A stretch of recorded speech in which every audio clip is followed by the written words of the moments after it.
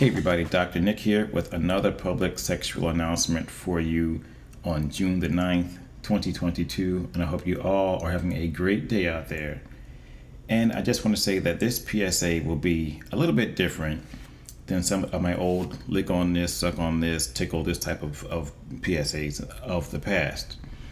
Today I want to talk about protecting your heart, love, and loss. For whatever reason, I've had many friends in their marriages recently and in their long-term dating relationships, or something just went wrong and now they're in a state of loss. So what I really want to talk to people about today is just ways to try to protect your heart and maybe even learn how to heal your heart. And then at the same time, I want to say this. Sometimes in life, there is nothing you can do about it, and I want to talk more about that later on. So let's get started.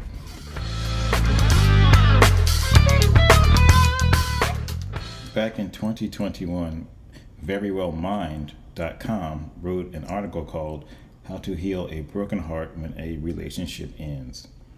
And they start by saying this: don't let your emotions rule. You may have a lot of anger around the relationship, including the way it ended.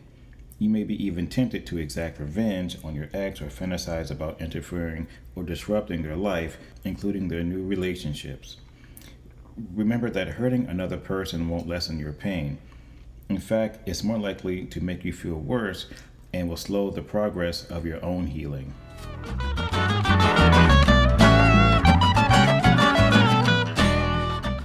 Number 2, do take care of yourself. Try to be patient, gentle, kind, and giving towards yourself. It may help to know that the pain of a breakup is not just emotional. Research has shown people can also feel physical pangs of loss.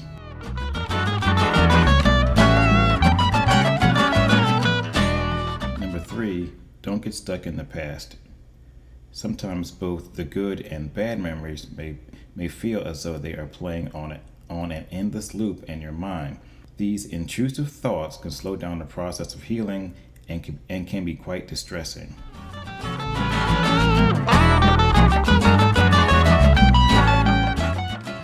Number 4, do appreciate the good memories. Even if your relationship ended on a sour note, chances are it was not all bad. It is normal to look back at what was good about it, and you may find that you missed certain things about your ex and the love you shared. At the same time, you may feel overwhelmed by the empty space that's left when the relationship ended, or harbor resentment about what happened that led to its dissolution.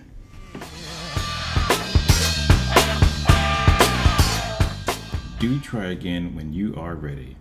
Sometimes people have a hard time coping with being single when they have become used to being a part of a couple. This may seem especially true after a long-term relationship ends. If you're struggling with your identity as a single person, try to remember that your value comes from who you are, not with who you're with. While you don't have to rush it, you may begin to open up to the possibility of another relationship as time goes on.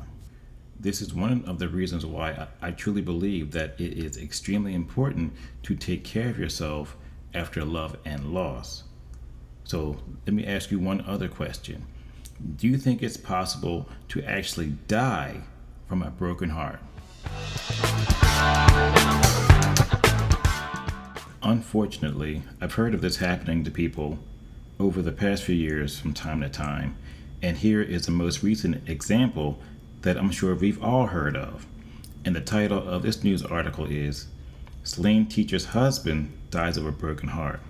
Irma Garcia was killed Tuesday trying to protect her students at Robb Elementary School. On Thursday, a family member stated that Garcia's husband, Joe, died as a result of a medical emergency. The family member continued, "I truly believe Joe died of a broken heart, and losing the love of his life of more than 30 years was too much for him to bear." This goes back to what I said earlier about sometimes the pain of love and loss can be unbearable for many people out there. And I know some of my closest friends are going through this right now and they're really hurting. So sometimes it's important for us just to call each other and check in on each other from time to time. Just go out, grab a beer, talk. Just sometimes just the fact of talking to someone can really help them out. And if you need to be that sounding board where they just get everything off their chest, be that good friend. Listen to them so they can get everything off their chest. And just by doing that, it may lighten their load just a little bit. And also, just check in on your friends and family member from time to time. Just make that 30-second phone call. Hey man, what's going on? How you doing? What's up? Do you need anything? And then keep it moving. Even a text message, but still, you never really know what someone's going through unless you check in on them from time to time. So, on that note, I'm out. Be safe out there. Take care, and I'll talk to you soon.